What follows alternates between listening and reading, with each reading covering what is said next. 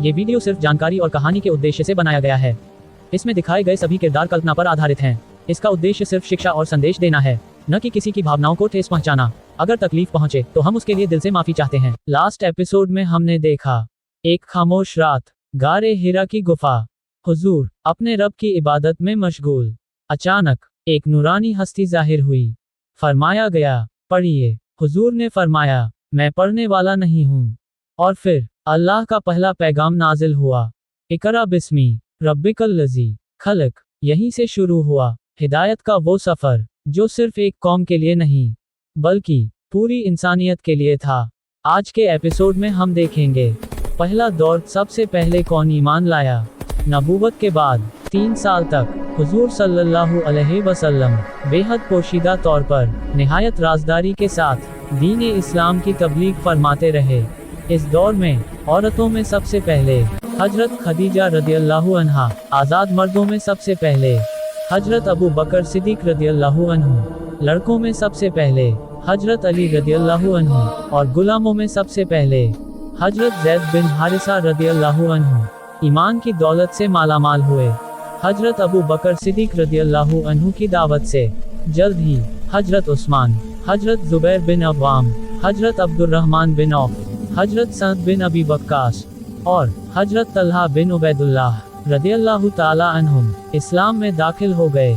फिर कुछ दिनों बाद हजरत अबू उबैदा बिन जर्राह, हजरत अबू सलमा, हजरत अरकम बिन अबू अरकम, हजरत उस्मान बिन मज़ून और उनके दोनों भाई भी ईमान ले आए। इसके बाद हजरत अबू ज़र गिफ़ारी, हजरत सुहैब रूमी, सईद बिन ज़ैद और उनकी बीवी फातिमा बिन्ते खत्ताब, जो हजरत उमर की बहन थीं, भी इस्लाम कबूल कर लेती हैं।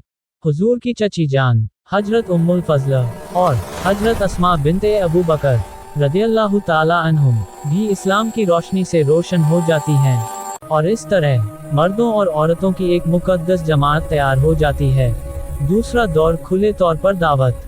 3 साल की पोशीदा दावत के बाद अल्लाह पाक ने सूरह शुअरा की आयत नाजिल फरमाई, और ए महबूब अपने करीबी रिश्तेदारों को डराए। एक दिन हुजूर सल्लल्लाहु अलैहि वसल्लम कोहे सफा पर तशरीफ ले गए और आवाज़ दी, या माशर ए कुरैश। जब तमाम कुरैश जमा हो गए तो आपने फरमाया, अगर मैं कहूँ कि इस पहाड़ के पीछे एक लश्कर छुपा है जो तुम पर हमला करने वाला है, तो क्या तुम मेरी बात मानोगे?